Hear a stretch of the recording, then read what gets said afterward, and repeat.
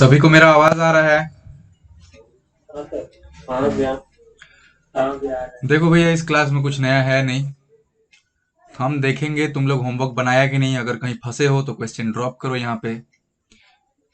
विनय विनय class में है। विनय 2 question drop किया था। सर कौन जो दिए थे बनाने के लिए वही ना। हाँ जी, वही।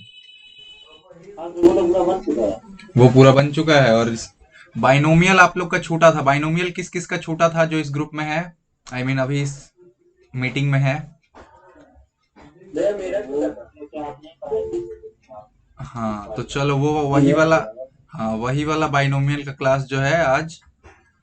उस क्लास में कुछ खास था नहीं बाबू, फिर भी देखो। आई गेस यही वाला है। बाइनोमियल थ्योरम डे 2, हाँ यही वाला है। तो वही वाला क्लास आज होगा। और बाकी लोग के लिए रिवीजन बोल सकते हो, जो लोग हैं। तुम लोग भी ट्राई करो आंसर देना।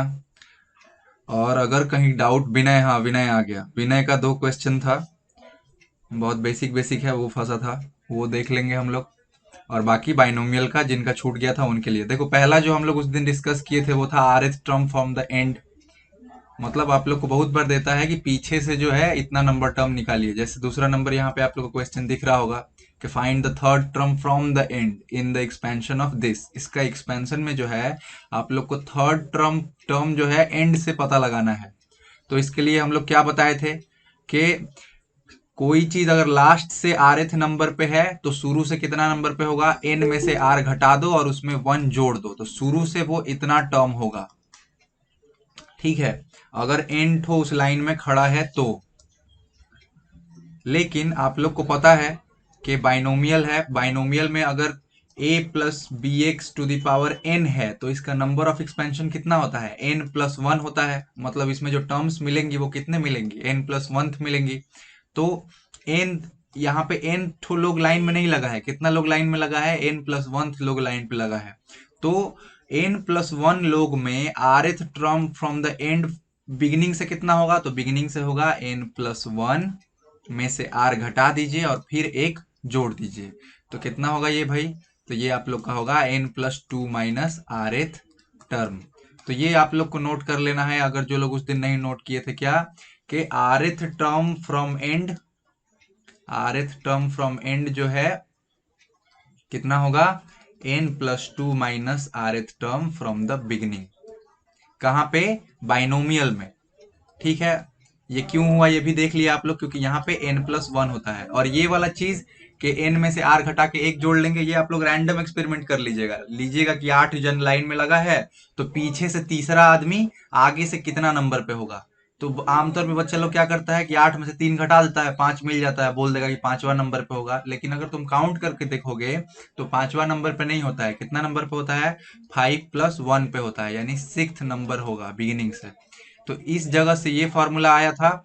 और ये वाला फॉर्मूला कहाँ से आया, तो n+1 चूंकि एक्सपेंशन में होता है तो n+1 में से r घटा दिए फिर एक जोड़ दिए, ऐसे याद रखना था। अब आप लोग ये वाला क्वेश्चन बनाइए। क्या है, तीसरा टर्म निकालना है एंड से। किसका, 4x/5 minus 5/2x to the power 8 के एक्सपेंशन में। चलिए सभी कोई अपना कॉपी में ट्राई कीजिए। देखो एन यहाँ पे 8 है और तुमको लास्ट से थर्ड टर्म बोला है, यानी कि बिगिनिंग से कितना हो जाएगा तब ये 8+2 माइनस 3, तो 10 में से 3 गया कितना, 7th टर्म। तो तुमको क्या निकालना होगा, इसमें 7th टर्म निकालना होगा। 7th टर्म निकालने के लिए कैसे करोगे तुम लोग, तो t6+1, t6+1 क्या होगा, t6+1 होगा nc6। n यहाँ पे 8 है तो 8c6, और बाकी यहाँ पे 2 ठो भरो और भर के आंसर कंफर्म करो कि यही है कि नहीं। ठीक है, दिए हम तुम लोग को 5 मिनट, जल्दी।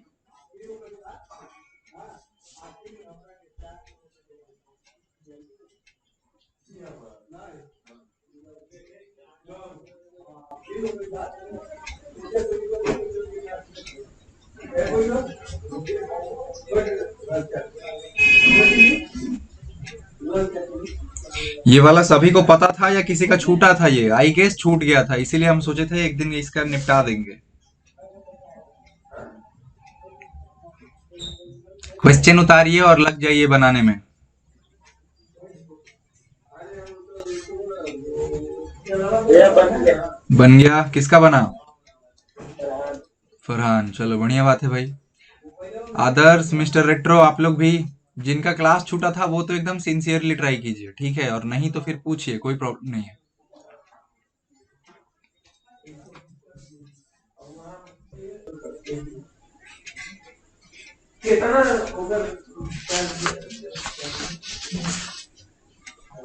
आगे से। आ गया ये वाला आंसर आया, 4375 x⁻⁻4। तो यहाँ से टेक किए हुए क्या लेके जाओगे कि अगर शुरू से कोई चीज आर नंबर पे है तो पीछे से कितना नंबर पे होगा? n-r+1। ठीक है? n-r खाली नहीं होगा, ये तुम लोग एक्सपेरिमेंट करके देख लेना। और ये तुम लोग को पता ही था कि n+1 होता है, तो ये अब एकदम मुखस्त कर लेना, ठीक है? जहां पे जो भी किताब तुम फॉलो करते होगे उसमें ये दिया होगा n+2-r, उसको एकदम मार्क कर लेना कि हमको याद होना चाहिए।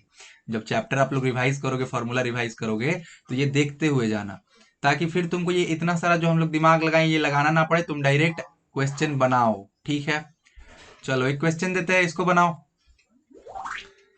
4x² / 3 - 3/2x to the power 9 है।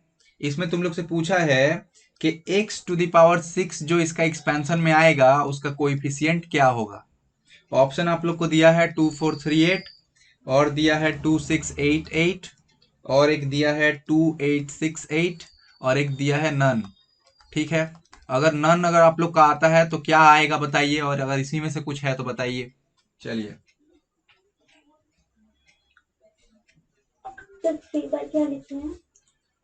कहाँ? 4x² / 3 - 3/2x।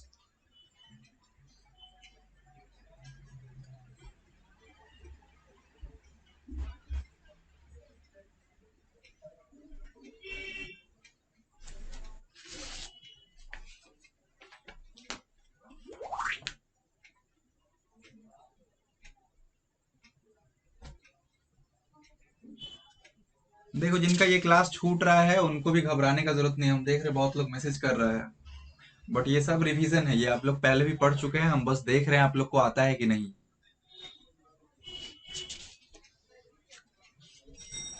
थोड़ा ठीक से बता दो ना। क्या कर दें? पूरा क्लास करता है। तुम्हारा पूरा क्लास छूट गया? किस चीज का? यही बहना मेरे का। तो ये तो हम नहीं करा सकते बाबू, आपको बैकअप मिल जाएगा, बैकअप है। लेकिन जो ऑफलाइन क्लासेस हुए थे उसके बैकअप आई डोंट थिंक है ना, उसके नहीं है। तो आपको किसी अपना दोस्त से पढ़ना पड़ेगा कि बताओ भाई क्या है। और आज वाला क्लास में रहो, आज वाले क्लास में जो क्वेश्चन होगा उस सिंसियरली सीखो। चलो भाई, आंसर।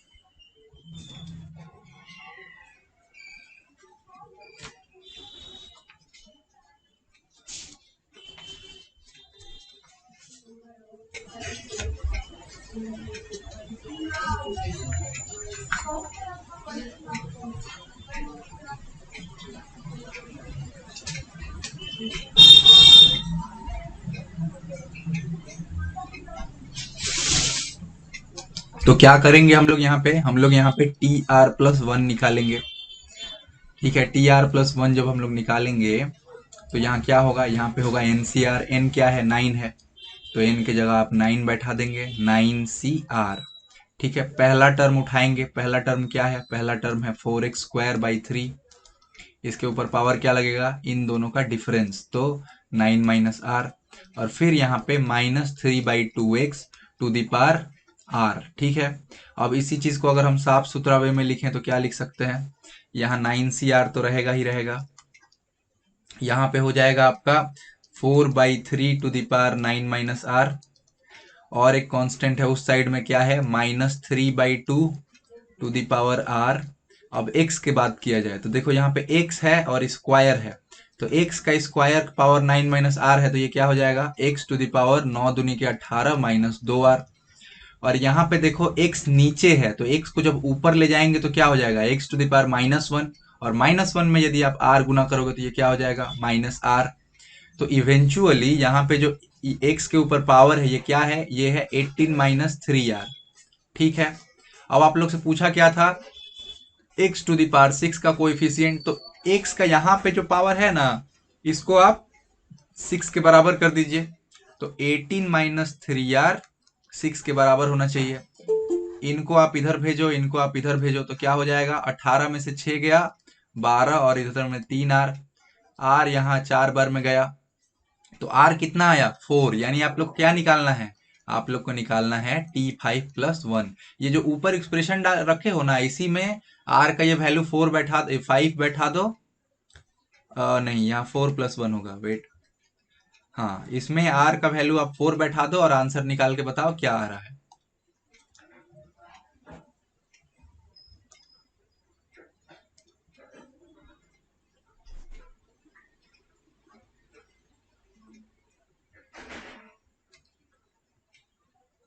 चलिए, कोई बैठाया, तो क्या निकालेंगे हम लोग, 9c4 into 4/3 to the power 5, और यहाँ पे -3/2 टू द पावर 4, और x का पावर क्या हो जाएगा 6।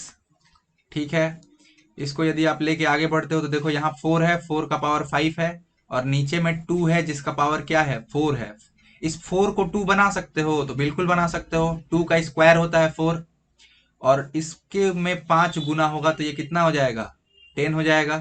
तो 2 टू द पावर 10 है, तो ऊपर में 2 टू द पावर 10 और यहाँ नीचे में 2 टू द पावर 4, तो -4 हो जाएगा। ये चीज सबको क्लियर होगा आई गेस। नीचे देखो, यहाँ है 3 और इसके ऊपर पावर है 5, तो 3 के पावर 5, और यहाँ 3 है, इसके ऊपर पावर है 4, तो -4। अच्छा, माइनस है, माइनस के ऊपर पावर 4, तो माइनस तो गए, x⁻⁶ यहाँ पे। 9c4 निकालना ही इजी है क्योंकि 9c5 बड़ा हो जाएगा, तो 9 8 7 6, और यहाँ पे 4 3 2 1 ऐसे था। अच्छा, 3 2 6 गए महाराज, और इनको कितना बार में ले जाएंगे, 2 बार में, तो 7 2 14 इंटू 9 यहाँ पे है, और यहाँ पे कितना हो जा रहा है 2 टू द पावर 6, और नीचे 3 एक बच रहा है, तो 3 तो अभी निपटा लो, 3 इनको काट देंगे कितना बार में 3 बार में, और यहाँ x⁻⁶। अच्छा, 2 टू द पावर 5 कितना होता है 32 होता है शायद, तो 2 टू द पावर 6 कितना होगा, 2 टू द पावर 6 होगा 64, तो 64, हाँ 64 इंटू 3 इंटू 14 करो, बताओ ये कितना आता है, और देखो ये किसी चीज के साथ मैच करता है कि नहीं यहाँ पे। ठीक है, 2 6 6 8 2 6, 7 8। अच्छा, सभी का यही आ रहा है।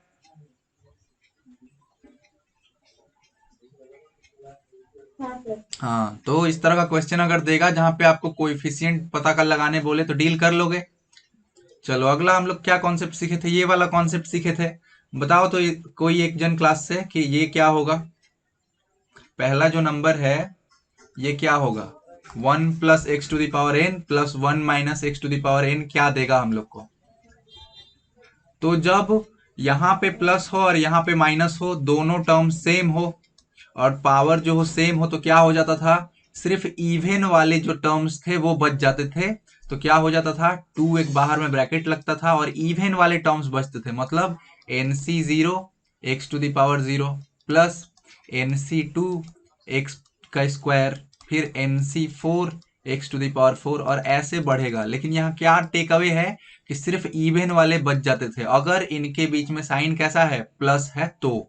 यही माइनस है तो क्या होगा, पहले तो 2 आगे लगेगा, फिर एक ब्रैकेट खुलेगा, और सिर्फ ऑड वाले रिटेन हो जाएंगे, मतलब जहां यहाँ 0 और 2 था वहां अब क्या हो जाएगा, NC1 हो जाएगा x⁻1, फिर से NC3 हो जाएगा x³, फिर से NC5 हो जाएगा x⁻5, ऐसे होगा। तो अगर आप लोग को ये पहले जानकारी नहीं था तो अभी हो गया, और जिनको पहले जानकारी था बहुत बढ़िया, वो लोग अब इसको सिंप्लीफाई करें। देखो यहाँ पे भी x है, यहाँ पे भी x है, यहाँ पे √x² - 1 है, यहाँ पे √x² - 1 है, यहाँ पे प्लस का साइन है, यहाँ पे माइनस का साइन है, और दोनों का सर पे जो पावर है सेम है, बीच में किसका साइन है प्लस का साइन है, यानी कि कौन सारे टर्म बचेंगे, इवन वाले बचेंगे, बाहर में 2 के साथ। ये वाला 2 मत भूल जाना, बहुत लोग ये 2 भूलता है। तो ये फॉर्मूला लगाइए और इस जगह पे पहुंच जाइए, तो हमको बताइए।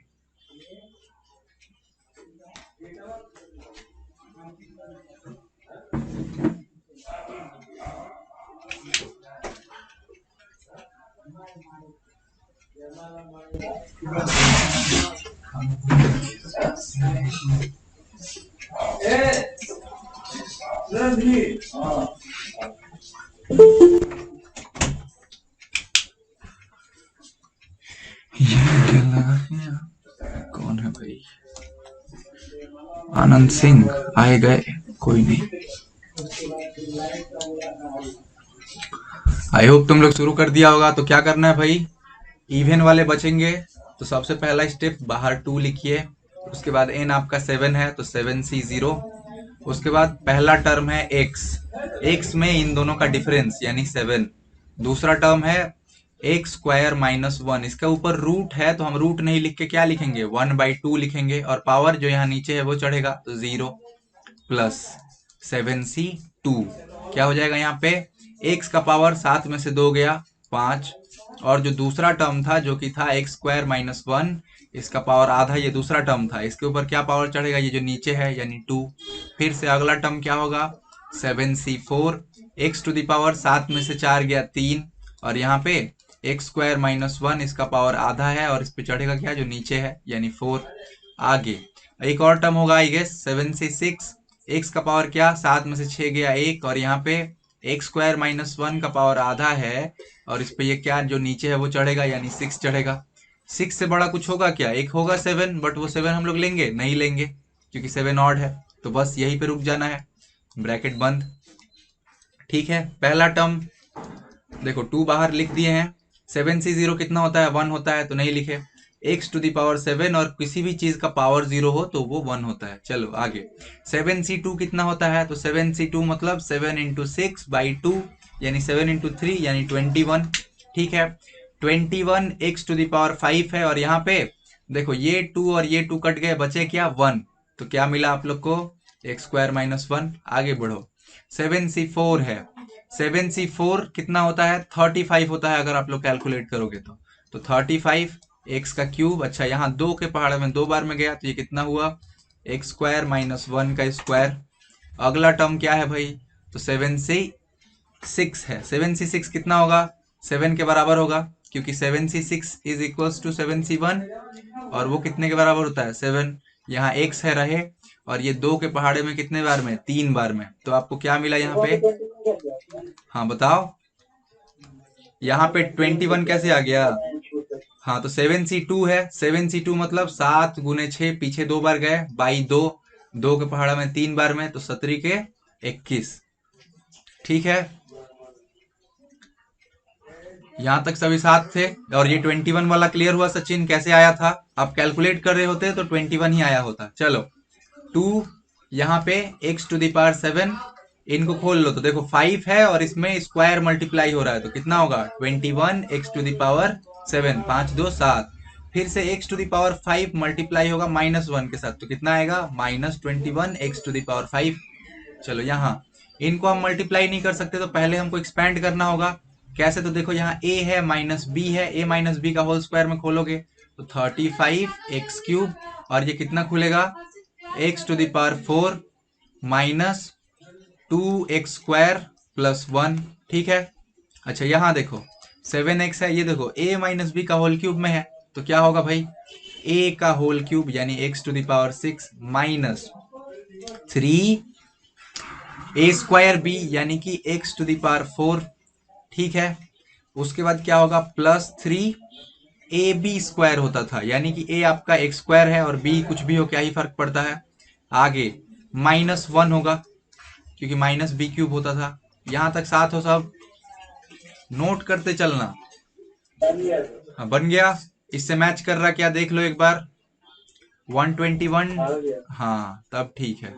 चलो आगे बढ़ा जाए, 2 है यहाँ पे x टू द पावर 7, देखो 21 x टू द पावर 7 और एक है तो कितना हो जाएगा, ये हो जाएगा आपका 22 x to the power 7 minus 21 x to the power 5। अच्छा अब गुना करो, यहाँ देखो x³ x to the power 4 के साथ मल्टीप्लाई होगा तो कितना आएगा 35 x टू द पावर 7। फिर से ये वाला टर्म यदि इनके साथ मल्टीप्लाई होगा तो कितना आएगा -70 पहले तो, और 3 और 2 5 तो x टू द पावर 5। फिर ये चीज जो है 1 से मल्टीप्लाई होगा तो कितना 35x³। आ जाओ इधर 7x इसके साथ मल्टीप्लाई हुआ तो 7x to the power 7, 7x इसके साथ मल्टीप्लाई होगा तो कितना आएगा -21x टू द पावर 5, ये चीज इसके साथ मल्टीप्लाई होगा तो कितना मिलेगा 21x to the power cube, और यहाँ पे 7x -1 के साथ मल्टीप्लाई होगा तो -7x। ठीक है, अब इनको यदि आप सिंप्लीफाई करते हो तो आपको ये मिलना चाहिए। ठीक है, तो यहां तक हमारे साथ जो लोग नोट किए हैं एक बार बता दो तो हम नेक्स्ट पेज पे चले जाएं, और ये वाला आप लोग घर पे करना, आंसर मिल जाएगा। ठीक है, एक बार सभी नोट कर ले तो बोल दें, हम अगले पेज पे चले जाएंगे। भैया आंसर क्या आ रहा है? आंसर ये है बहू, देखो यहाँ पे ये ग्रीन में जो लिखे हुए हैं ये आएगा। हाँ ठीक। ठीक है, चलो तो अगला हम लोग जो टॉपिक पढ़े थे वो था कि न्यूमेरिकली ग्रेटेस्ट कोएफिशिएंट कौन सा होगा। इससे पहले भी हम लोग एक बार ग्रेटेस्ट वर्ड हम लोग ट्राई किए थे। कब किए थे? जब हम बोले थे कि किसी चीज का एक्सपेंशन में एनसीआर हाईएस्ट कब होता है, तो उसमें हम तुम लोग को बताए थे कि जो मिडिल टर्म होता है उसका एनसीआर जो है हाईएस्ट होता है। उसका हम लोग फॉर्मूला भी सीखे थे कि ऑड हो तो क्या होता है, इवन हो तो क्या होता है। ऑड में जैसे कितना था, एक ठो मिडिल टर्म होता था, इवन में दो ठो मिडिल टर्म होता था, और उनके फॉर्मूले भी हम लोग सीखे थे। लेकिन क्या होगा जब आपसे पूछ दे कि न्यूमेरिकली ग्रेटेस्ट कोएफिशिएंट कौन सा होगा। जैसे क्वेश्चन देखो यहाँ पे दिया हुआ है कि 2a + 3x to the power 11 में हाईएस्ट कोएफिशिएंट किसका होगा, ग्रेटेस्ट कोएफिशिएंट कौन सा टर्म का होगा बताओ, या फिर ग्रेटेस्ट कोएफिशिएंट होगा बताओ। तो उसके लिए हम लोग क्या पकड़े थे कि बीच का कोई भी एक नंबर पकड़ लो। जैसे हम लोग यहाँ पकड़े थे r+1th टर्म पकड़े थे, और एक टर्म पकड़ लिए थे उससे एक छोटा rth टर्म, ताकि हम लोग दोनों को कंपेयर कर सके कि दोनों में कौन बड़ा है। आमतौर पे जब आप किसी भी चीज का एक्सपेंशन करते हो, मान लो जैसे a + b to the power 5 का एक्सपेंशन करोगे, तो इसका लार्जेस्ट कोएफिशिएंट जो है मिडिल में ही लाई करता है, यहीं पे कहीं, ना इधर होगा ना इधर होगा, कहाँ होगा, बीच में होगा।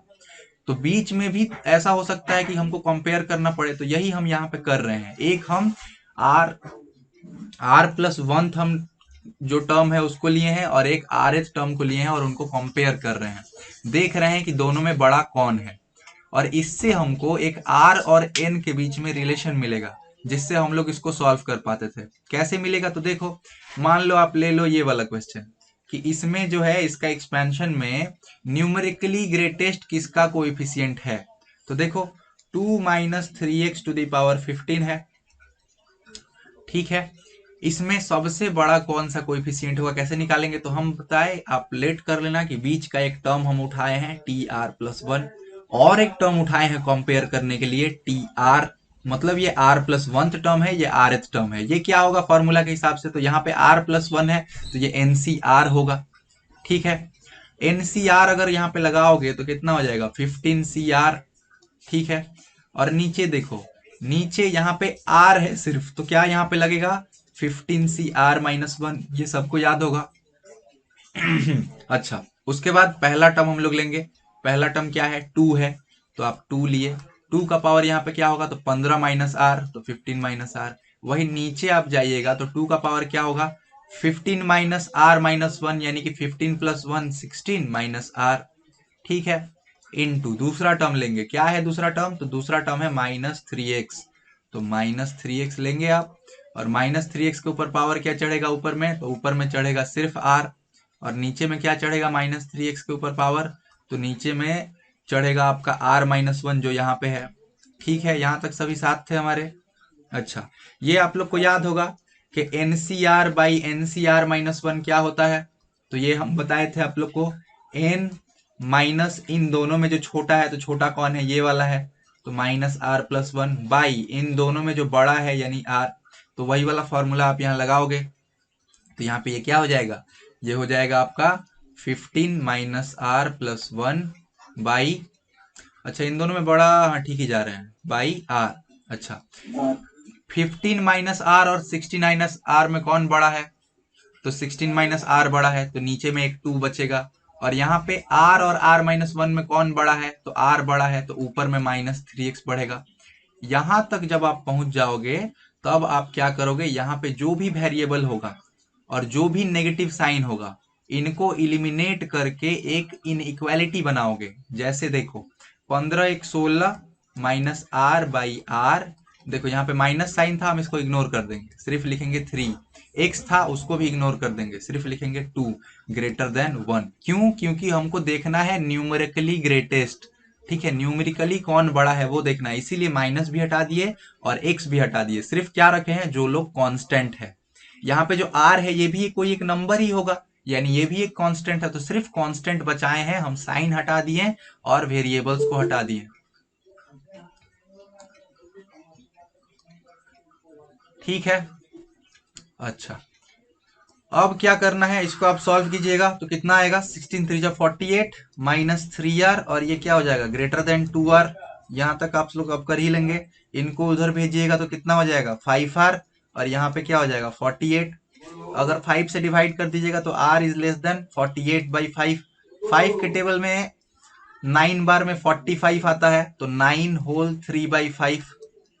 तो r जो है आपका 9 होल 3/5 से छोटा होना चाहिए। इसका मतलब क्या हुआ, इस 9.6। हाँ 9.6, उतना जानने की जरूरत नहीं है, मतलब 9 से इससे थोड़ा छोटा होना चाहिए। मतलब कितना हो सकता है, आर आर 9 हो सकता है। इसका मतलब क्या है, आर अगर 9 होल 3/5 से छोटा होना चाहिए, यानी आर क्या हो सकता है, 9 हो सकता है। इसका मतलब हम लोग समझते हैं, तो इसका मतलब ये है कि टिल 9, ये जो हम लोग 9 हम लोग को मिला है, इसका मतलब क्या कि अप टू 9 क्या होगा, अप टू 9 तक T2 जो है T1 से बड़ा होगा। मतलब कोएफिशिएंट का बात कर रहे हैं हम सिर्फ। T3 जो है उसका कोएफिशिएंट T2 से बड़ा होगा। T4 का जो कोएफिशिएंट है T3 से बड़ा होगा। T5 का जो कोएफिशिएंट है T4 से बड़ा होगा। T6 का जो कोएफिशिएंट है T5 से बड़ा होगा। T7 का जो कोएफिशिएंट है T6 से बड़ा होगा। T8 का जो कोएफिशिएंट है T7 से बड़ा होगा।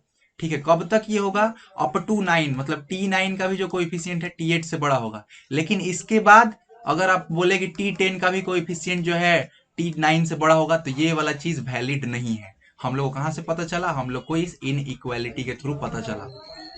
ठीक है, इसके बाद क्या हो जाएगा, इसके बाद उल्टा हो जाएगा। ठीक है, तो आप लोग याद ध्यान से देखो कि कोई भी चीज का एक्सपेंशन में, जैसे देखो a प्लस बी का क्यूब ही देख लो, तो पहले आता था कोएफिशिएंट 1, उसके बाद आता है 3, फिर 3, फिर 1।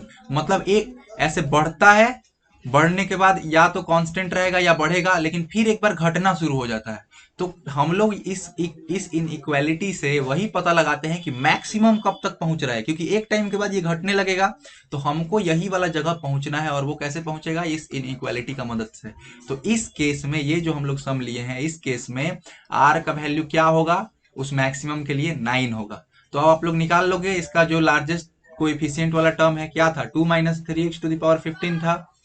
तो इसका लार्जेस्ट टर्म क्या होगा, 2 माइनस 3x⁻15 का लार्जेस्ट कोएफिशिएंट वाला टर्म क्या होगा, तो लार्जेस्ट कोएफिशिएंट वाला टर्म होगा t ऑफ 9+1।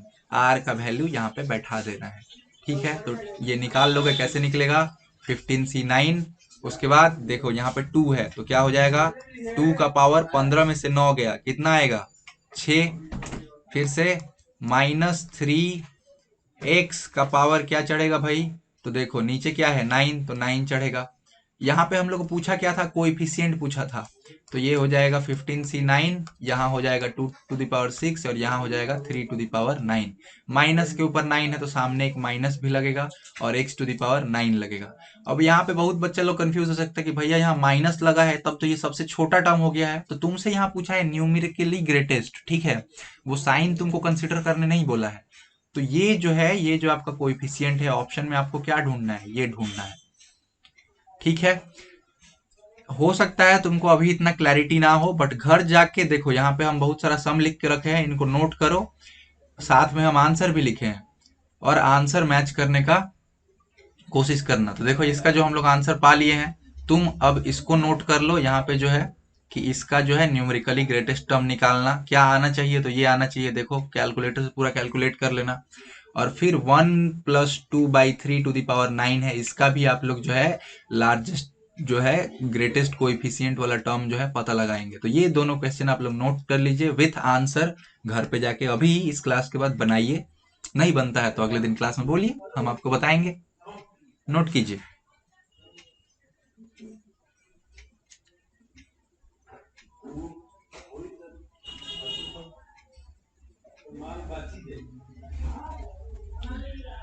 और यहाँ पे हम लिखे हैं NGCIE, तो ये तुम लोग समझ ही गया होगा, numerically greatest coefficient in the expansion. ठीक है, चलो भाई, एक बार हो जाए तो हमको इशारा करो, हम आगे बढ़े।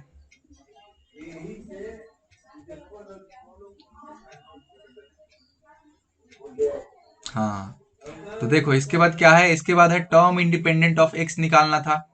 ये चलो आप लोग एक बार ट्राई करो तो देखिए कितना जन बना पाता है। जो लोग क्लास किए थे हमको लगता है वो लोग भी एक दो जन इस ग्रुप में हैं। तो आप लोग पहले आंसर बताइए, जो नहीं क्लास किए थे उसके पिछले क्लास तो आप किए थे, आप क्या कीजिए, इसको पूरा पूरी एक्सपैंड कर दीजिए। इसके ऊपर पावर 7 है, तो टोटल जो इसका एक्सपेंशन आएगा इसमें कितना टर्म्स होगा, इसके अंदर में 8 ठो टर्म्स होगा। तो 8 टर्म्स एकदम क्लैरिटी के साथ जो है आप खोल लीजिए, और यहाँ पे 2 ही टर्म है। और उसके बाद देखिए कि ये चीज किसके साथ मल्टीप्लाई होगा कि आपको x का पावर 0 मिल जाएगा। ये चीज किसके साथ मल्टीप्लाई होगा कि x का पावर 0 मिल जाएगा, और वही वाला जो होगा आपका आंसर होगा। चलिए सभी कोई ट्राई कीजिए, नहीं होगा तो हम तो है ही।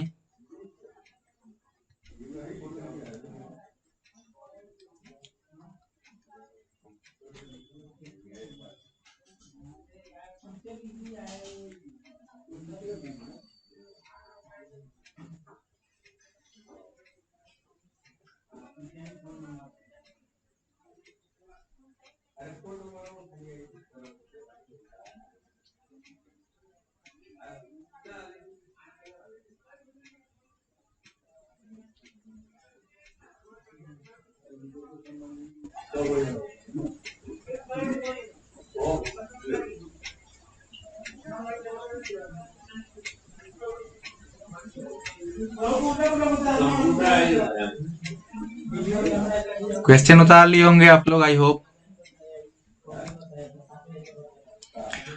ओके, आज कितना तारीख है,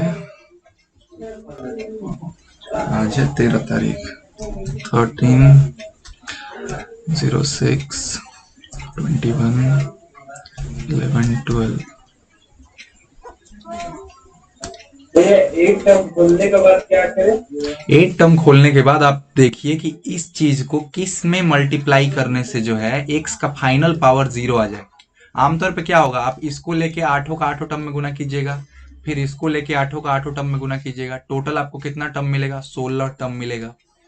तो वैसा ना करके आपको तो सिर्फ देखना है कि वो कौन सा होगा जिसमें x ना हो, यानी कि x का पावर क्या हो, 0 हो।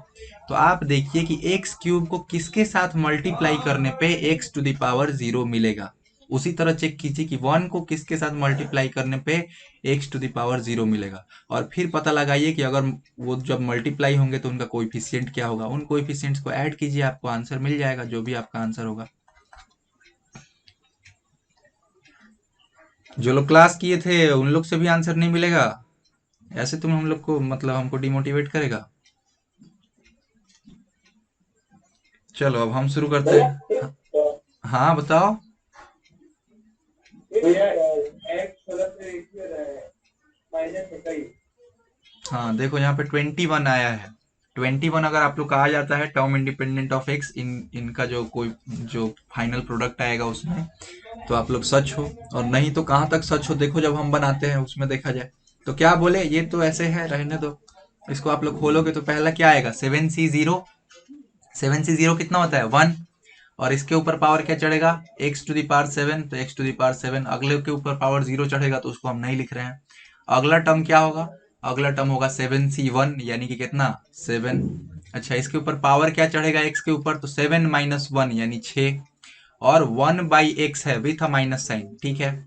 इसके ऊपर पावर क्या चढ़ेगा, तो इसके ऊपर पावर चढ़ेगा 1। ठीक है, ये आप लोग किए होंगे। उसके बाद 7C2 है, अभी हम लोग थोड़ा देर पहले निकाले थे, कितना होता है, 21। x का पावर क्या चढ़ेगा, तो 7 में से 2 गया कितना, 5। और यहाँ पे -1/x टू दी पावर कितना, स्क्वायर।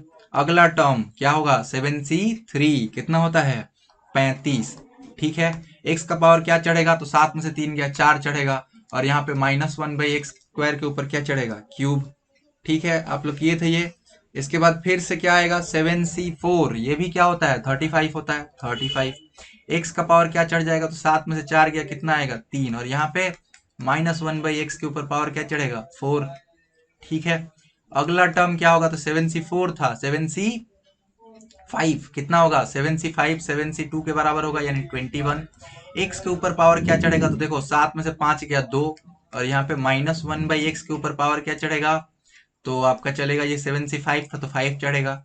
उसके बाद 7c6 कितना होता है 7, x का पावर क्या चढ़ेगा, तो 7 में से 6 गया 1, और -1/x के ऊपर पावर क्या चढ़ेगा 6। फिर से इसके बाद वाला टर्म क्या होगा, इसके बाद वाला टर्म होगा आपका 1, और -1/x जो है इसके ऊपर पावर क्या चढ़ेगा 7 चढ़ेगा। तो इसको जब आप लोग एक्सपेंड करोगे तो ये ऐसे ही मिलना चाहिए, ठीक है। अब एक और स्टेप आपको करना पड़ेगा जहां इन सबको आपको क्लैरिटी के साथ लिख लेना होगा। तो लिखा जाए क्या था, 1 - x³ यहाँ पे x⁻7। अगला टर्म क्या होगा, तो अगला टर्म देखो 7 है तो 7 तो रहेंगे। अच्छा -1 है उसके ऊपर पावर 1 है तो कितना हो जाएगा, माइनस होगा, तो -7। अच्छा x⁻6 ऊपर में है, नीचे है x⁻1, तो इवेंचुअली आपको क्या मिलेगा x�5। ठीक है। अगला टर्म देखो भाई, माइनस के ऊपर पावर स्क्वायर है तो प्लस होगा।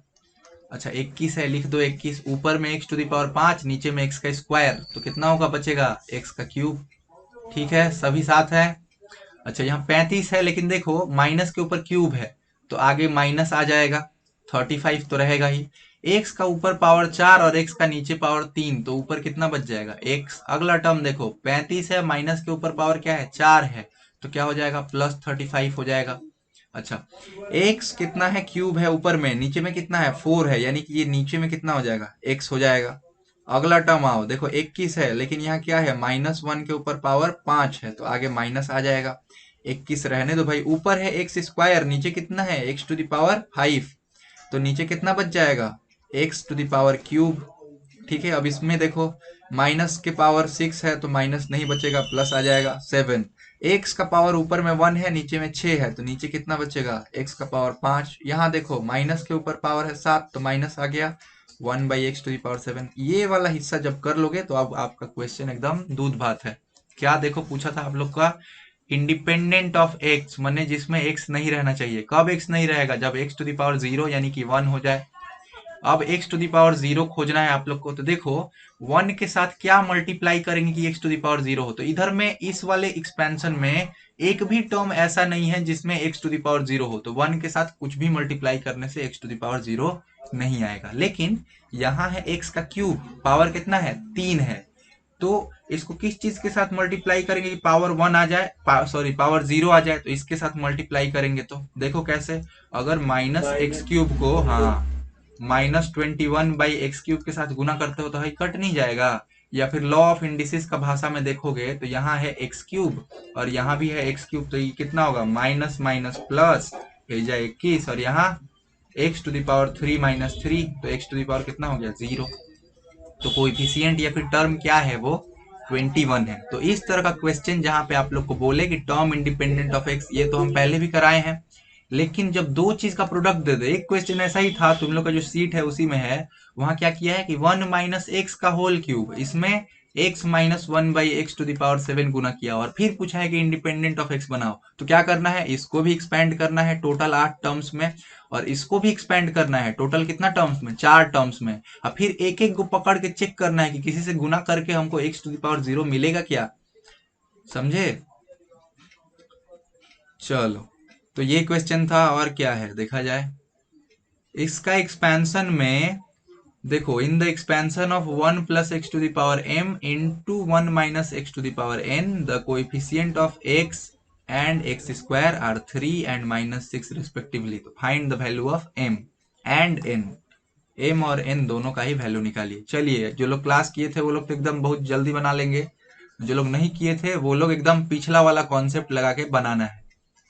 तो यहाँ आप लोग को क्या करना होगा, इसको लीजिएगा, पहला 3 टर्म तक एक्सपेंड कीजिए, 3 करना होगा, हाँ 3 टर्म तक एक्सपेंड कीजिए, और इसको भी पहला 3 टर्म तक एक्सपेंड कीजिए। ऐसा 3 टर्म ही क्यों बोल रहे हैं, क्योंकि हम लोग को जिसका कोएफिशिएंट निकालने बोला है, देखो इसका पावर क्या है x⁻1, तो ये लोग शुरू में मिल जाएगा। यहाँ पे x का स्क्वायर है तो ये भी शुरू में मिल जाएगा, इसीलिए हम लोग को इतना डीप नहीं जाना पड़ेगा। और फिर मल्टीप्लाई करके देखिए कि कब जो है आपका जो है x का पावर 1 आता है, कब जो है x का पावर स्क्वायर आता है। उन सारे जो प्रोडक्ट्स होंगे उनको जोड़ दीजिए और फिर उससे इक्वेशन बनेगा m और n, फिर सॉल्व करके बताइए। जो लोग क्लास किए थे झटाझट आंसर हमको बताइए कि आप लोग का आ गया, और एन का वैल्यू भी बताइए। और जो लोग नहीं किए थे वो लोग अभी जो हम इंस्ट्रक्शन दिए कि तीन तीन टर्म खोल के पता लगाओ कि क्या मल्टीप्लाई करने से एक्स का पावर 1 आएगा, फिर से क्या मल्टीप्लाई करने से एक्स का पावर जो है स्क्वायर आएगा। उन सब से एम और एन के बीच में साइमल्टेनियस इक्वेशन बनेगा, उसको सॉल्व आप लोग करोगे तो एम और एन का वैल्यू मिल जाएगा। जो लोग ये वाला क्लास अटेंड किए थे, देखो हम सम भी नहीं चेंज किए, सेम स्लाइड्स है। जिनका छूट गया था उनके लिए है, लेकिन जो रिपीट है बताइए क्या आंसर होगा। एन का वैल्यू क्या होगा? एम का तो दिख रहा है 12 होगा।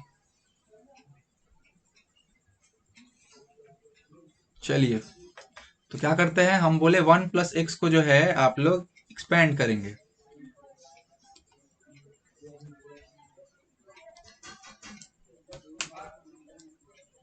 कौन सा कलर लें? ये लेते हैं। नहीं, ये लेते हैं।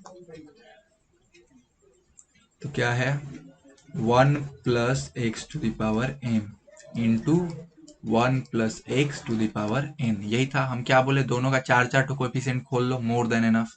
तो क्या हो जाएगा, पहला term M C zero x to the power zero, दूसरा टर्म क्या होगा M C one x to the power one, तीसरा term M C two x का स्क्वायर, चौथा term M C three X to the power cube, और ऐसे ये जाते जाएगा। इनटू दूसरा वाला का खोलो तो क्या होगा, N C zero x to the power zero plus N C one X का power one, N C two x का स्क्वायर, फिर से एन सी थ्री एक्स का क्यूब, और फिर ये आगे जाते जाएगा। हम तुम लोग को बताए कि ये चार तक ही क्यों खोले, क्योंकि हमको जिन चीजों के बारे में निकालने बोला है वो है एक्स टू दावर वन और एक है एक्स का पावर स्क्वायर। तो ये जो पावर वन है और स्क्वायर है ये इधर ही होगा। देखो इधर तो तीन बढ़ते जा रहा है, माने आगे चार होगा, तो हमको उधर जाना ही नहीं पड़ेगा। अब सबसे पहले क्या किया जाए, ऐसा खोजा जाए जिनको मल्टीप्लाई करने पे एक्स टू दावर वन आएगा। तो देखो अगर आप एक्स टू दावर जीरो को इसका एक्स टू दावर वन वाले टर्म से मल्टीप्लाई करोगे तो रिजल्टेंट आपका कितना आएगा, एक्स टू दावर वन आएगा। तो पहला चीज जिनको गुना करने पे हम लोग को मिलेगा एक्स टू दावर, वो क्या होंगे, वो होंगे एम सी जीरो, देखो यहाँ पे, और यहाँ एन सी वन। तो M C zero into N C one, इन दोनों को गुना करने पे हम लोग को resultant X to the power zero plus one यानी eventually X to the power one मिलेगा। और कब मिल सकता है, तो देखो यहाँ N C zero X zero है, इसको यदि हम लोग इस टर्म के साथ मल्टीप्लाई करें तो भी एक्स टू दावर वन मिलेगा। तो क्या होगा, plus m C one into N C zero x to the power zero plus one, यही दो टर्म्स है जिनको आप मल्टीप्लाई करोगे तो एक्स टू दावर वन आ सकता है। नहीं तो इसके बाद आप कुछ भी मल्टीप्लाई करो बढ़ेगा ही। मान लो जैसे यही वाला था, इसको आप दूसरा टर्म से किए थे, तीसरा टर्म से इससे करते तो एक्स का स्क्वायर आ जाता, इससे करते तो क्यूब आ जाता, तो इतना ही होगा। तो इनका रिजल्टेंट कोएफिशिएंट क्या होगा, तो देखो ये एम सी जीरो कितने के बराबर होता है, वन, एन सी वन किसके बराबर होता है, n x to the power one, तो एक्स ही होगा, प्लस यहाँ देखो एम सी वन किसके बराबर होता है, एम, एन सी जीरो किसके बराबर होता है, one, x to the power one, तो ये मिलेगा, एक्स कॉमन ले लोगे तो आपको क्या मिलेगा, एम प्लस एन। तो एक्स टू दावर वन का कोएफिशिएंट क्या है, एम प्लस एन है, और ये एम प्लस एन आप लोग को किसके बराबर बोला है, क्वेश्चन में देखो तो बोला है एक्स टू दावर वन का जो कोएफिशिएंट है वो किसके बराबर है, थ्री के बराबर है। यानी कि हम लोग जो अभी एनालिसिस किए उसके हिसाब से एम प्लस एन किसके बराबर है, तीन के बराबर है। तो ये एक इक्वेशन बनेगा, इसको इक्वेशन नंबर वन डाल लेना। दूसरा क्या आप लोग को बोला है कि एक्स टू दावर जो टू है इसका कोएफिशिएंट क्या होगा, तो फिर वही एनालिसिस करेंगे। देखो क्या है, तो एक्स टू दावर जीरो है, इसको किसके साथ गुना करेंगे कि एक्स स्क्वायर मिलेगा, तो इसके साथ गुना किए थे तो एक्स टू दावर वन मिला, इसके साथ करेंगे तो मिल जाएगा हम लोग एक्स स्क्वायर। तो पहला टर्म क्या लिखे भाई हम, तो लिखेंगे m C zero into N C two x square. ठीक है, ये तो हुआ। अब अगला टर्म पे जाते हैं। अच्छा इसी तरीका से इधर वाला जो जीरो है ये किसके साथ मल्टीप्लाई होगा कि एक्स स्क्वायर मिले, तो इसके साथ मल्टीप्लाई होगा तो मिलेगा। तो अगला टर्म हम लिख लेते हैं n C zero into m C two x का पावर स्क्वायर। ठीक है, ये तो डन हुआ। और भी किसी चीज को मल्टीप्लाई करने से मिलेगा क्या, तो देखो यहाँ पे है एक्स टू दावर वन, और यहाँ पे भी है x टू द पावर 1। इन दोनों को यदि मल्टीप्लाई कर दिया जाए तो भी हम लोग को मिलेगा। तो हम क्या लिखेंगे, देख रहे हो, एकदम फॉलो करो इसको। और इसको यदि हम लोग मल्टीप्लाई करेंगे तो x का पावर स्क्वायर मिलेगा। तो क्या होगा, mc1 इंटू nc1 x का पावर 1+1। तो ये ही वो 3 टर्म्स है जिनसे हम लोग को x स्क्वायर मिल सकता है। इसके बाद बढ़ ही जाएगा, घटेगा नहीं। तो ये क्या होगा, देखो भाई, ये है mc0। mc0 किसके बराबर होता है, 1। nc2 है तो nc2 ही लिख लेते हैं फिलहाल के लिए। और यहाँ क्या है, एक्स स्क्वायर है। एक्स स्क्वायर कॉमन ले लेते हैं पहले ही, क्योंकि यहाँ भी एक्स स्क्वायर है, यहाँ भी है, यहाँ भी है। ठीक है, तो nc0 कितना होता है, 1। mc2 ही लिख लेते हैं। और ये कितना होगा भाई, mc1 यानी m, nc1 यानी n। तो आपका एक्स स्क्वायर का कोएफिशिएंट क्या है, तो ये लोग एक्स स्क्वायर का कोएफिशिएंट है। कौन लोग, तो इसको थोड़ा सा एक्सप्लेन किया जाए तो nc2 को कैसे निकालेंगे, n, उसके एक और पीछे जाओ तो n-1, तो 2 बार हो गया, 1 और 2 बाई 2 का फैक्टोरियल यानी 2, plus m into m-1/2 plus mn। ठीक है, एक काम करो, आप इन लोग को खोल लो तो क्या हो जाएगा, ये हो जाएगा n² माइनस n, ये हो जाएगा m² माइनस m। और इसके भी नीचे 2 है, इसके भी नीचे 2 है, एलसीएम ले लेते हैं 2। तो यहाँ पे क्या आ जाएगा, यहाँ पे आ जाएगा +2mn। ठीक है, साथ हो हमारे आप लोग। अब देखो, n² plus m² plus 2mn किसके बराबर होगा, होगा आपका m प्लस n का होल स्क्वायर के बराबर। और यहाँ पे क्या है, -n और -m बच गया। ये स्टेप सभी इसको समझ में आया, क्या किए हम, n² plus m² plus 2mn को, हाँ बताओ। मेरा -2 आ रहा है। आपका -2mn आ रहा है, क्यों भाई, आओ देखा जाए यहाँ पे। 2mn कहाँ से आया, या mn कहाँ से आया, तो mn आया यहाँ पे जो हम लोग का एक्सपेंशन है उसमें 1 का कोएफिशिएंट को मल्टीप्लाई करके। तो देखो nc1 के आगे क्या है, प्लस साइन है। और यहाँ पे भी जो आपका mc1 है उसके भी आगे साइन प्लस है। तो प्लस और प्लस मल्टीप्लाई होगा तो प्लस ही ना आएगा इवेंचुअली। तो आपका माइनस कहाँ से आ जा रहा है, हाँ एकदम दिखाएंगे, ये देखो क्या है। अच्छा माइनस है, हम ये ध्यान नहीं दिए, हम ये ध्यान नहीं दिए, चलो कोई नहीं। तो अभी तो हम प्लस मान के ही बना दिए हैं, यहाँ ऊपर में भी हम प्लस से ही खोले हैं, यही प्रॉब्लम है। कोई नहीं, तो प्लस मान के ही तब बनाते हैं हम लोग, आगे बढ़ते हैं। तो यहाँ पे हम लोग को क्या मिलेगा अगर ऐसा करते हैं तो, अगर प्लस मान के बनाते हैं, तुम माइनस मान के बनाए होगे तो बाबू आपका आंसर तब ये 12 आना चाहिए, आया है।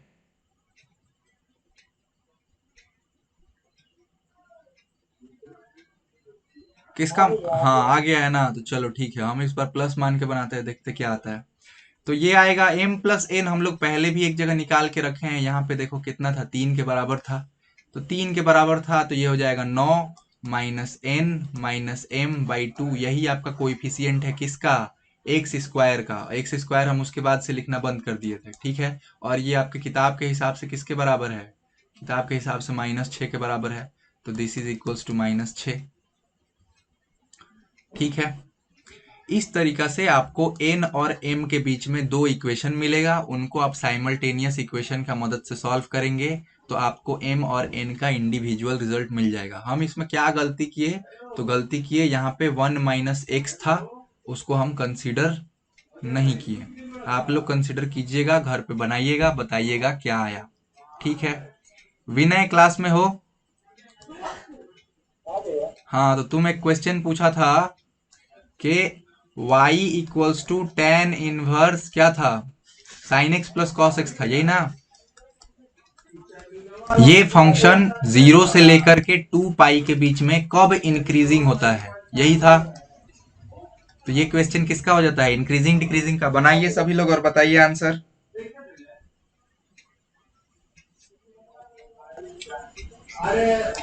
देखो हम लोग पिछला बार जो तरीका बताए थे तब हम लोग इंक्रीजिंग डिक्रीजिंग नहीं पढ़े थे, तो उस समय भले हार्ड हो सकता था, लेकिन अभी ये सम आपके लिए बहुत इजी हो गया है। क्या करो, आप dy/dx निकाल लो।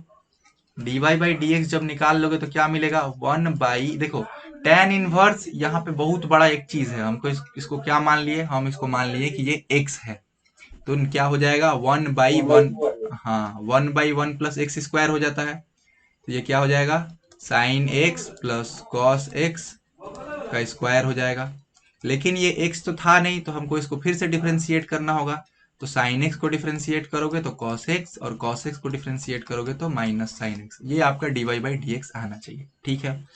अच्छा, किसी भी चीज का स्क्वायर जो है हमेशा पॉजिटिव होता है, ठीक है। पॉजिटिव चीज में वन जोड़ दोगे, देखो ये चीज पॉजिटिव हो गया पूरा पूरी, क्यों? क्योंकि ये एक चीज का स्क्वायर है। और पॉजिटिव चीज में वन जोड़ दोगे तो भी जो रिजल्ट मिलता है आपको पॉजिटिव मिलता है। और वन को यदि किसी पॉजिटिव चीज से डिवाइड करोगे ना, तो इवेंचुअली आपको क्या मिलता है? पॉजिटिव मिलता है। ये समझाने का मतलब क्या था कि ये जो सामने हम लोग का टर्म है, ये क्या है? ये पॉजिटिव है। क्यों? क्योंकि ये स्क्वायर है, स्क्वायर हमेशा पॉजिटिव। स्क्वायर में कुछ जोड़ दो, पॉजिटिव। उस जोड़े हुए चीज को वन से डिवाइड दे दो तो भी कितना आपको रिजल्ट मिलेगा? पॉजिटिव ही मिलेगा, ठीक है। हम लोग इंक्रीजिंग डिक्रीजिंग के लिए क्या लगाते थे कि d y by d x अगर ग्रेटर देन जीरो है तो इंक्रीजिंग है, हमको यहाँ इंक्रीजिंग ही निकालना था। यानी कि ये वाला चीज ही नेगेटिव या पॉजिटिव के लिए वैरी करेगा। यानी कि cos x minus sine x जो है आपका ग्रेटर देन जीरो होना चाहिए। क्यों? D y by d x अगर ग्रेटर देन जीरो होगा, यानी कि cos x minus sine x greater than zero होना चाहिए। क्योंकि इस वाले चीज से कोई फर्क ही नहीं पड़ता है, क्योंकि ये पूरा पूरी क्या है? पॉजिटिव है, ठीक है। Sine x minus cos x greater than zero, ये आपको सॉल्व करना है। काम करो, कॉस एक्स को इधर रखो, साइन एक्स को उधर भेज दो, तो ऐसे हो जाएगा। और एक काम करो, कॉस एक्स को नीचे भेज दो तो क्या हो जाएगा? One less than ten x हो जाएगा। क्या किए हम? ये जो कॉस एक्स था यहाँ नीचे भेज दिए, ठीक है, कर सकते हैं। तो अब हम लोग को सॉल्व क्या करना है? हम लोग को सॉल्व करना है कि ten x less than one कब होगा। तो इसके लिए आप लोग को क्या पता होना चाहिए? इसके लिए आप लोग को पता होना चाहिए टेन का ग्राफ। कहाँ कहाँ से बोला है आपको आंसर कहाँ ढूंढना है? तो 0 से 2 पाई के बीच में वो इलाका ढूंढना है जहाँ पे tan x जो है 1 से कम होगा। ग्राफ आप लोग को tan का यदि याद हो तो क्या था भाई? ये आपका नंबर लाइन है, ये है आपका 0।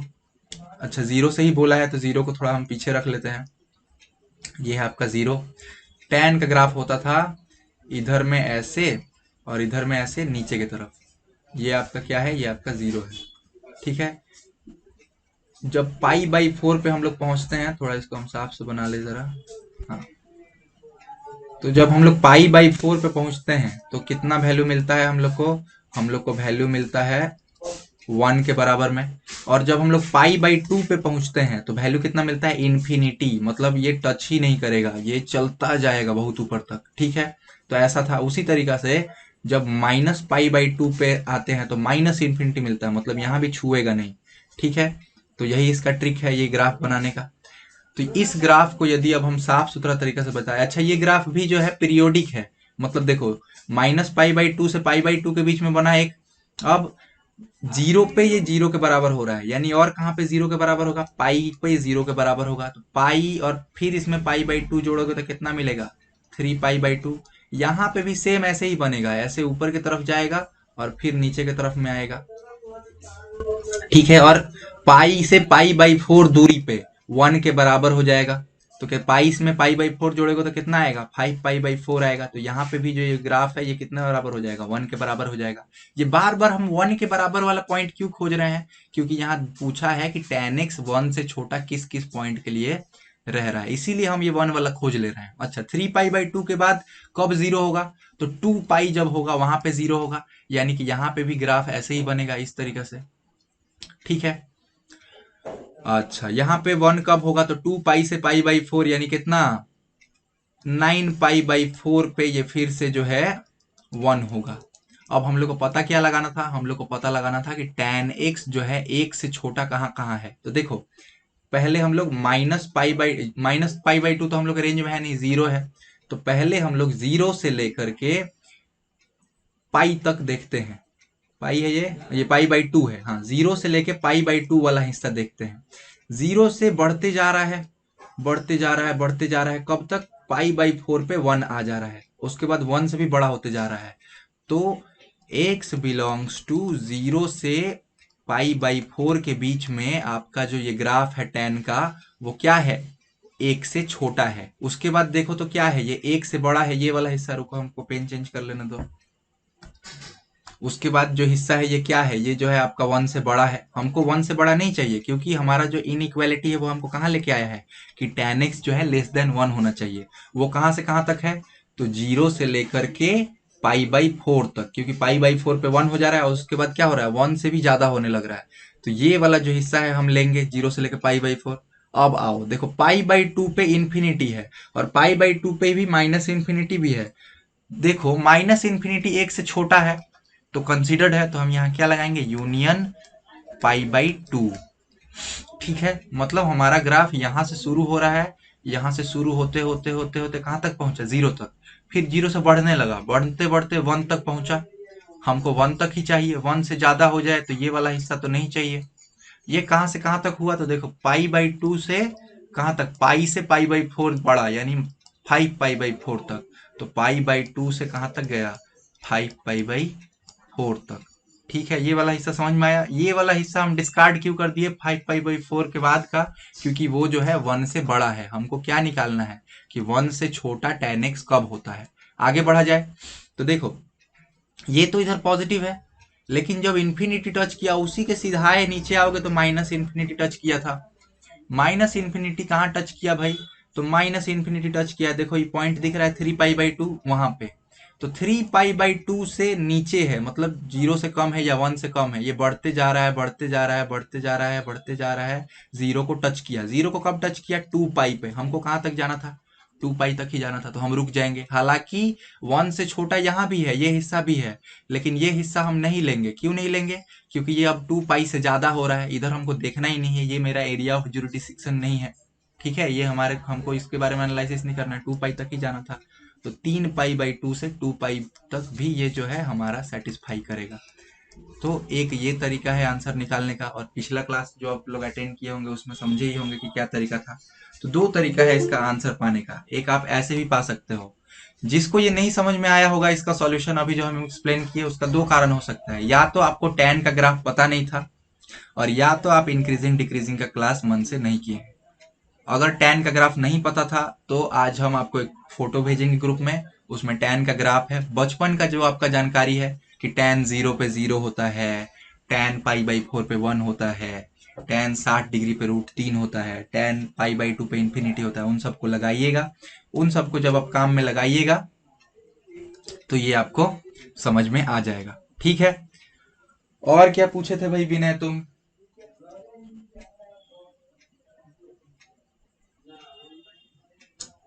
हेलो। हम्म,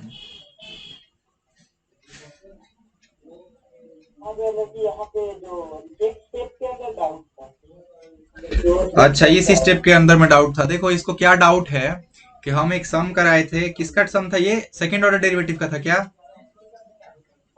हाँ, तो देखो वहां पे एक प्रोसेस, मतलब एक स्टेप था जहां पे था कि dy/dx जो है वो है 4 sin x cos x, और यहाँ पे था sin square x minus cos square x। ठीक है, इसके बाद हम अगला स्टेप में क्या किए हैं, हम dy/dx इक्वल्स टू माइनस, अच्छा यहाँ माइनस भी था, ठीक है, नहीं माइनस नहीं है, माइनस लिख दिए हैं sin 2x cos 2x के बराबर में। तो यहाँ थोड़ा देर आप लोग सोचो, जो 11 क्लास का ट्रिग्नोमेट्री है उसको लगाओ और देखो क्या इस स्टेप से इस स्टेप पे आना पॉसिबल है, आप लोग को दिख रहा है? और अगर दिख रहा है तो एक बार हाँ बताओ।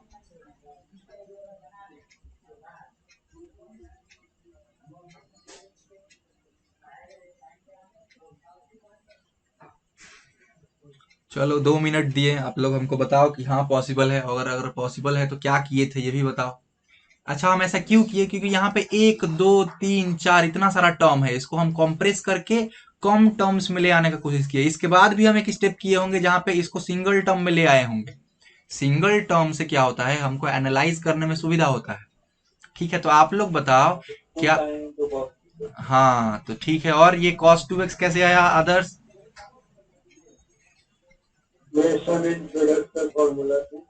हाँ सम एंड प्रोडक्ट, या फिर आप लोग का मल्टीपल एंगल करके एक चैप्टर होगा 11 में, वहां का फॉर्मूला हम लोग यहाँ पे यूज किए हैं। अब तो आप लोग के लिए ऐसा चैप्टर बोल के कुछ नहीं होगा, आप बोलिएगा कि ट्रिग्नोमेट्री का 11 का कॉन्सेप्ट है। क्यों, क्योंकि आप लोग 12 में आ गए हैं, और जो लोग 11 में है उनके लिए किस चैप्टर का कॉन्सेप्ट यूज हुआ है भाई, तो सब मल्टीपल एंगल करके एक चैप्टर होगा, उसका कॉन्सेप्ट यूज हुआ है। तो देखो क्या हुआ है, दो फॉर्मूला, अगर जिनको नहीं याद है याद कर लो भाई। क्या है, एक है कि साइन 2x जो है वो होता है 2 साइन x cos x के बराबर, ठीक है।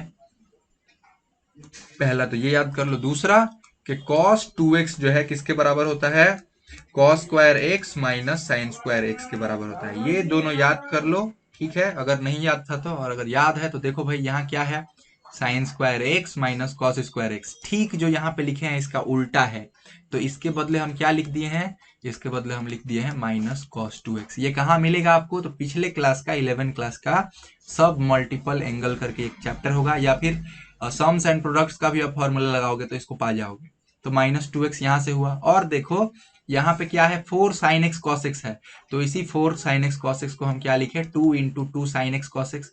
और इस वाले हिस्सा को हम क्या लिख दिए, इसको हम लिख दिए साइन 2x। तो अब तुमको क्लियर होगा कि क्या किए थे। तुमको क्या करना होगा, ये दोनों फॉर्मूला आप याद कर लो। अब समझने वाला टाइम गया, 12 में आ गए हो आप, फिर से उसको बनाने जाओगे, टाइम वेस्ट है। 4-5 फॉर्मूला बताएंगे, उनको याद करो, लगाते रहो, you are okay to go. और जब 11 में ट्रिग्नोमेट्री कोई टीचर पढ़ाए तो उनका क्लास करना। चलो ठीक है, इसके बाद हम फिर इसको कॉम्प्रेस करेंगे। कैसे, तो देखो यहाँ पे 2 है, साइन 2x है, कॉस 2x है, तो साइन में भी वही है, कॉस में भी वही है, दोनों प्रोडक्ट में है, और सामने 2 भी लगा है, तो इसको हम क्या लिख सकते हैं, इसको हम लिख सकते हैं साइन ऑफ, यहाँ पे जो एंगल है उसका ट्वाइस यानी 4x। तो इसके बाद हम एक स्टेप और किए होंगे, इसको कर दिए होंगे माइनस साइन 4x। तो यहाँ हम किसका कॉन्सेप्ट यूज किए थे, सब मल्टीपल एंगल का। चैप्टर का नाम क्या है, सब मल्टीपल एंगल। उसको तुमको पूरा पढ़ने का जरूरत नहीं होगा, क्योंकि तुम पढ़े होगे उसको पहले। जाके तुम उसका समराइजेशन में उसका फॉर्मूलाज एक बार फिर से रिवाइज कर लो, क्योंकि वो सब आएंगी, रिपीट होंगे, ठीक है। और कल जो है आप लोग का किस चीज का क्लास है, प्रोबेबिलिटी का क्लास है। प्रोबेबिलिटी में जो होमवर्क था, आई होप तुम लोग को पहुंच गया होगा। रोहन को टास्क दिए थे कि भाई जो मार्क किए हैं मार्क करके ग्रुप में भेज दो। हाँ, तो बना रहे हो उसको, बन गया। कुछ कुछ नहीं बना तो आप लोग कल नोट करके अभी ग्रुप में डाल दीजिएगा कि कौन कौन सा हिस्सा नहीं बना, तो हम डायरेक्ट आते ही वो सब शुरू कर देंगे। और कल कुछ नया पढ़ेंगे, ठीक है। मान प्रोबेबिलिटी में ही आगे देखना, उसमें हम बहुत सारा क्वेश्चन छोड़ के रखे हैं। जैसे अभी आप लोग पढ़िएगा बाइनोमियल है, प्रोबेबिलिटी में भी बाइनोमियल डिस्ट्रीब्यूशन होता है, फिर से लैपलेस है, और एक है पॉइजन्स रेशियो है। इन सब चीजों का देखना, वो और भी इंटरेस्टिंग है, तो वो सब देखेंगे हम लोग, ठीक है। होमवर्क बनाइएगा, मेरा बस यही कहने का मतलब है। और नहीं जो बने वो ग्रुप में डालिए। हाँ आदर्श बोलो। सर हाँ उसमें बोले प्रोबेबिलिटी का एक बार का मतलब क्या है, तो वो दे दीजिए, हम थोड़ी भेज करवा दीजिए पूरा समराइज मतलब। ठीक है, हाँ हम समराइज करा देंगे, जो पहले हम लोग पढ़े थे उतना का हम एक बार रिवीजन करा देंगे, फॉर्मूलाज का सिर्फ, ठीक है। आप इन द मीन वाइल जो होमवर्क हम ग्रुप में दिए हैं बनाइए। जो नहीं बनता है वो नंबर्स जो है ग्रुप में सेंड कर दीजिए। उसमें जो नंबर रिपीट होगा, बहुत लोग एक ही नंबर बोला हो कि नहीं बन रहा है नहीं बन रहा है, तो वो वाला हम क्लास का शुरुआत में बनाएंगे। चलो देखो, प्रॉब्लम क्या हो रहा है ना, मेरे टाइम ऑनलाइन क्लास में असुविधा हो जा रहा है, तो तुम लोग को समझ में नहीं आ रहा। अब हमको थोड़ा बुरा लग रहा है, बट कुछ कर नहीं सकते हम। और ऑनलाइन क्लास पता नहीं क्यों इंस्टीट्यूट वालों को लग रहा है कि वो लोग सेटिस्फाइड नहीं है। वो लोग बोल रहा है कि ऑनलाइन में बच्चा लोग को समझ में नहीं आएगा, सबको समझ में नहीं आएगा, जो कि हो सकता है सच हो, क्योंकि क्लास में बच्चा लोग बहुत ज्यादा पूछता है। तो ठीक है, थोड़ा सा आप लोग को एडजस्ट करना होगा। और तुम बोले थे मैट्रिक्स बनाएंगे, मैट्रिक्स का डाउट होगा पूछेंगे, एक भी डाउट आया नहीं तुमसे। हाँ सर भेज रहे हैं सर। ठीक है तो बनाओ। कितना लोग है अभी ग्रुप में, आदर्श है, अमन है, विनय है, फरहान है। लड़की लोग तो एकदम गायब, लगता है उन लोग का ऊपर से जा रहा है। ठीक है, और विनय तुम भी भाई डाउट हो पूछा करो। चलो ठीक है, प्रोबेबिलिटी का होमवर्क बनाना और ग्रुप में डाउट डाल दो। चलो गुड नाइट। ठीक है, अभी डाल देगा। हाँ। वो भी